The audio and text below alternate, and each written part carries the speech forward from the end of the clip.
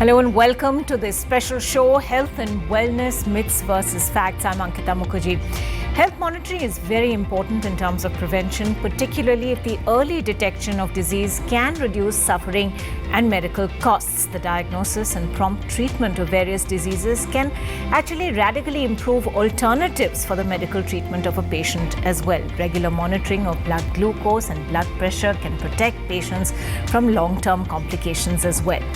With COVID-19 changing everything we know about healthcare delivery in the last 2 years, several innovative care solutions have also emerged which actually spare patients a trip to the doctor, a trip to healthcare facilities. But as always with new technologies, there are also new questions, and that's what we're going to try and address with our medical experts joining us on the show today. We have with us Dr. K. Arun Chandar, Consultant and Head, COVID Vaccination Chennai at Apollo Hospitals. He's a general practitioner and a diabetologist and CEO of the Krish Clinic. We're also being joined by Dr. Vinesh Jain, DM Cardio, FNB, FSCAI, FESC, Director and Chief Interventional Cardiologist, Director Ujala Cygnus Rainbow Cardiac Center. Thank you both for joining us on the show. Dr. Arun Chandar, if I can begin with you, regular blood glucose monitoring is, of course, a very important factor in diabetes management. But what is the difference between self-monitoring blood glucose, or SMBG as it's called, and assisted monitoring of blood glucose? And which patient would be more applicable for the self-monitoring? Yeah. First of all, I would like to thank NDTV for this opportunity to create awareness to the public.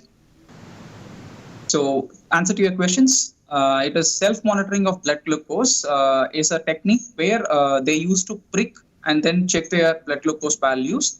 And assisted monitoring devices are those like a continuous glucose monitoring devices which is being placed at their intradermal area, and then the glucose is being continuously monitored. The advantage of self-monitoring of blood glucose is it is easy, and then other thing is it is cost effective. Patients can check their blood glucose but with repeated pricks. And this would be suitable for patients who are on continuous insulin therapy, basically. That is type 1 diabetes patients who were on insulin right from their early childhood. And also for a few of the segments who are type 2 diabetes, so with other oral medications. The incidence of hypoglycemia could be prevented, and also hyperglycemic excursions can be addressed with increase in the dose of insulin. Okay. Dr. Jain, what is the difference between monitoring blood pressure using a home digital monitor as opposed to getting a reading when one visits a doctor?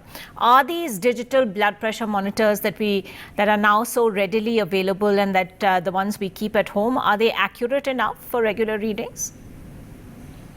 Well, this is one of the most commonly asked questions nowadays, because with the pandemic going on, people cannot afford a trip to the cardiologist or their clinic every so often. So now it really depends on who is measuring the blood pressure. So manual devices are there where you have a mercury device or an Android device. And if you have a trained health professional measuring your blood pressure, this is the best way to measure it. But having said that, if you are at your home and you don't have access to a trained medical professional, these digital devices are giving us a fairly accurate amount of data.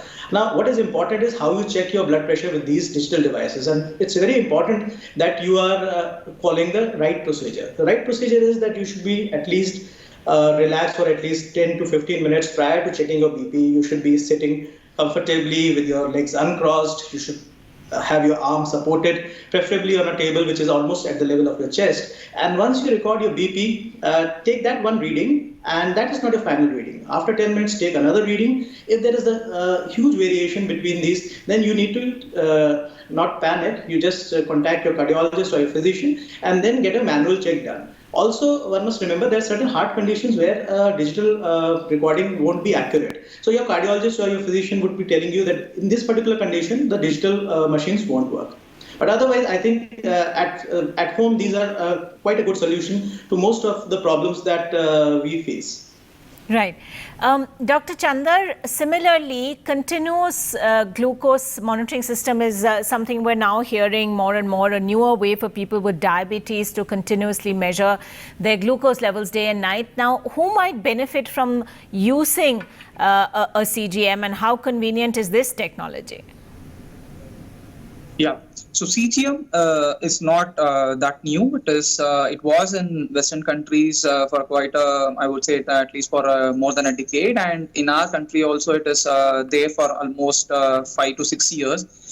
This device is comfortable in using, where it can be placed at the skin site, and then through that it's basically interstitial blood glucose, which is available, the interstitial fluid where the glucose levels could be measured with the CGM machines. So these are more suitable for patients who are diagnosed with type 1 diabetes mellitus, and then who are on insulin pumps, where there is continuous infusion of insulin, and there will be certain hypoglycemic events for those patients. So easily this could be picked up while using a continuous glucose monitoring devices, because the great advantage of using a continuous glucose monitoring devices, it will pick up the patients with asymptomatic hypoglycemia, because in hypoglycemia there may be tremors.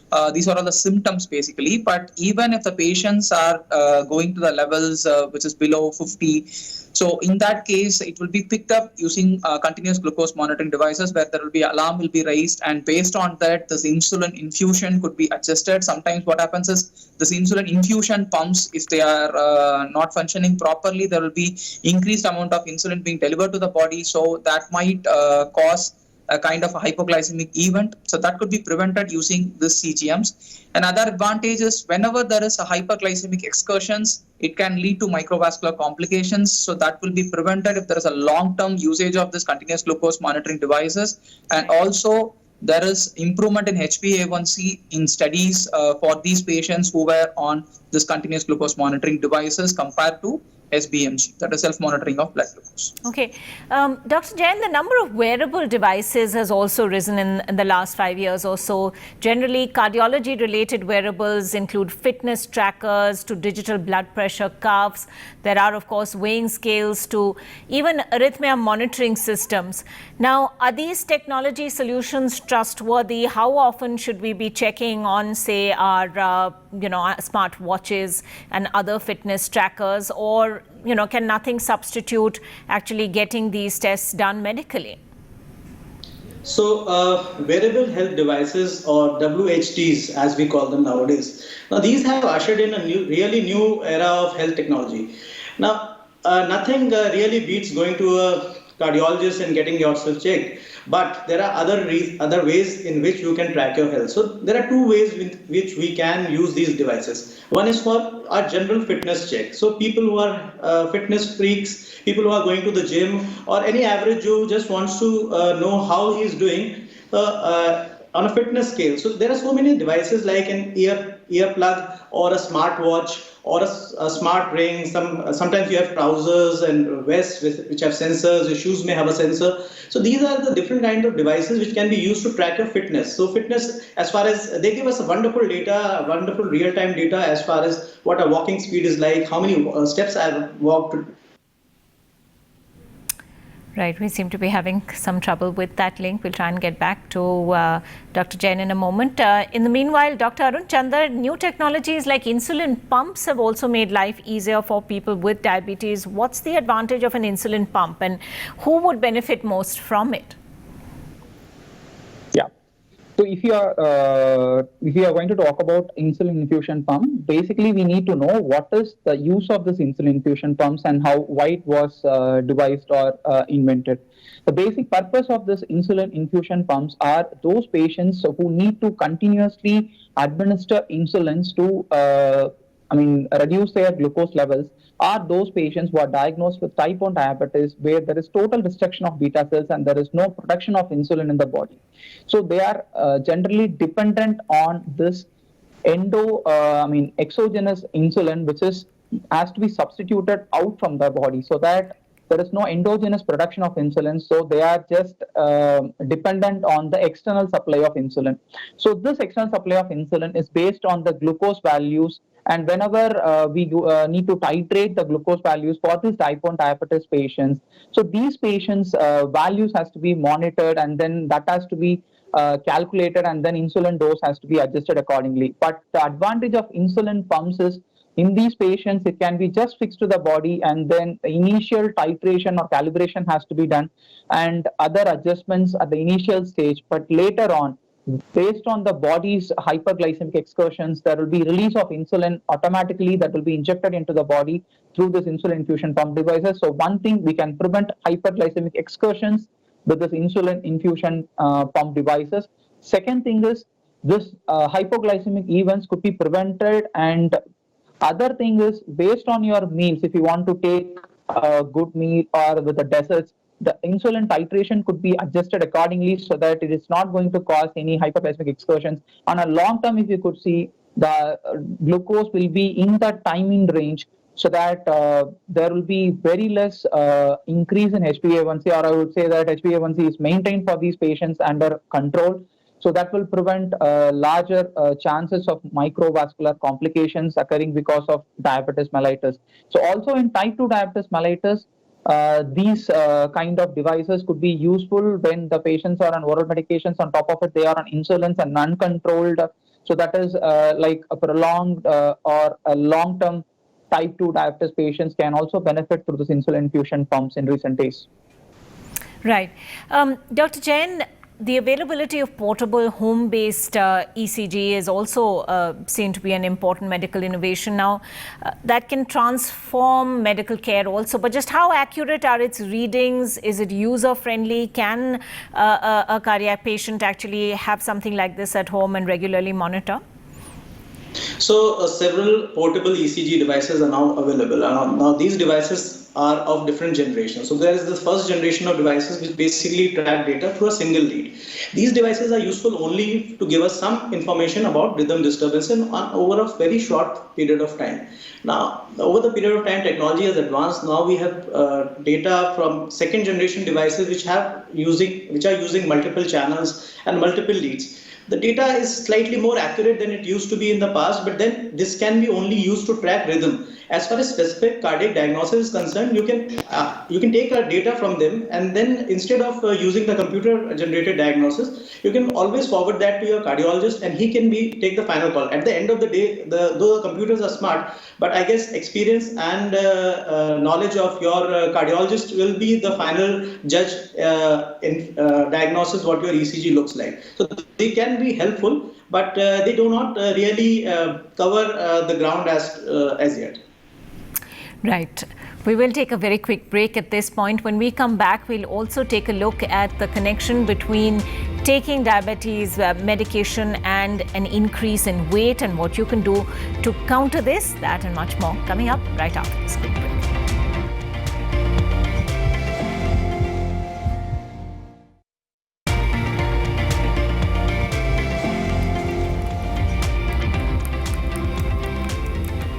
Welcome back to Health and Wellness Myths versus Facts. We've been talking to our medical experts about new technologies and how you can use them for management of your metabolic conditions. Let me go right across to Dr. Arun Chandar now with the latest question I have.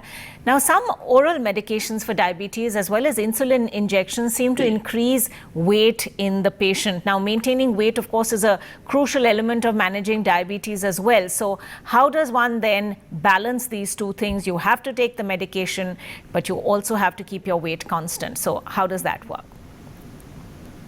Yes. So if you take a patient with diabetes, so it is always an indigenous fact that these insulin or insulin secretagogues, they have a tendency to increase the weight.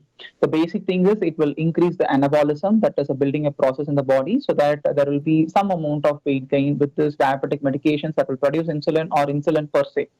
So to address these facts, one thing is we need to choose a therapy which is going to keep that glucose in range. It should not be like below that range or above that range. So that time in range concept is one of the biggest thing to the physician in treating a patient. Coming to patients, it is basically the compliance towards that oral medications or insulin therapy, and not to increase or decrease the dosage of medications without the physician's advice. That is the first step you need to follow. Second thing is keep a watch on your diet as well as on your exercise. Or the exertion which you do on a day-to-day basis, because this plays a crucial role. If you take an average patient with a diabetes, so they tend to increase in weight when they are started on a kind of insulin analogs or insulin. So this usually happens when they go sedentary after taking these medications. So one important thing they do to, they have to ensure is they have to continuously do this physical exercise and have the check on their food. So this food, it should be always a low glycemic index foods, so which will not increase that hyperglycemic episodes or hyperglycemic excursions often. So because that is going to affect their metabolism, and certainly it is going to increase the weight based on the medications. And if you come to medications, there are also other drugs which can be given to reduce the weight, because now we have cost-effective drugs on SGLT2 inhibitors, which has a diuretic effect and that will reduce the weight. And also there are GLP-1 analogs which are used to decrease the weight in patients. Right. Dr. Jain, what about cardiac procedures? Now, these can be stressful. After discharge from hospitals, patients are generally put on a cardiac rehabilitation program. So is there a role that technology can play over here as well, which will help them regularly monitor their vitals? What needs to be monitored in such situations? Yeah, so cardiac procedures are very stressful, and once the patient is admitted and they are leaving for home, most of the relatives are very worried and they keep asking us what needs to be monitored, how do we get in touch again. So while it is always good to come for a follow-up at the clinic, but with the pandemic going on, distances increasing, and sometimes you have elderly patients who are very fragile, you can't always go to the clinic. So monitoring of certain things at home can be very helpful. And these are simple things like using a digital thermometer, using a saturation probe for your oxygen saturation levels to see what your heartbeat is like. And for your BP, you can use your digital recording devices. You can do your sugar monitoring with this. Now, as we discussed earlier, there are home-based ECG machines are also available for those who have cardiac conditions. Also, there are patients who have been put a pacemaker. So pacemaker is put in patients who have some rhythm disturbances, and then at some point of time, they may have certain symptoms and they would like to get it checked. So now we have technologies available where they can transmit from home their recordings from their machine to an offsite, and their experts over there can either analyze it, or they can directly send the data to your cardiologist, who can then look up that data and tell you if you need to come to the hospital straight away. So technology is there to help in these cases as well, and I think we should use them to the fullest. Dr. Chandar, if an individual has diabetes, this is of course a basic question, but we really come back to reiterating the basics over and over again. What are the approaches that can help maintain those target glucose levels? Is it insulin? Is it oral medication? Is it a combination of both, depending on the nature of the diabetes and of course the specific condition of the patient? Are there any clear answers on this? Yes. So first, I would separate this question into three parts. One is self-discipline and self-control. Other thing is their medications and follow-up to the physicians. That is the third important step. The first important step which they need to concentrate is they need to have a self-control of those foods which they take, and then regular exercise as advised by their respective physicians. And the second thing is choosing of drugs by the physician, because from the physician point of view also, it should be an individualized therapy to a patient, because there may be some patients who may be pronounced for this hypoglycemic events. For those patients, we need not pile up or give the dosage in similar to that of other patients. So in those cases, personalized therapy for a patient gives a meaningful outcome. And follow-up, why it is essential is, in diabetes, the major management strategy is to prevent micro and macrovascular complications because of diabetes. So when there is an alteration in the HbA1c levels, or if there is continuous or hypoglycemic events. So that itself can precipitate a cardiac event or cerebrovascular event. So the one important thing which we need to concentrate is the follow-up of their glucose levels with the physicians, and also titration and having a strict glycemic control. As I mentioned earlier, it is not like they should keep it at too low or too high. It should be always in that time in range. So the time in range is the concept which is important. All right, thank you for that. Dr. Jain, one quick last question.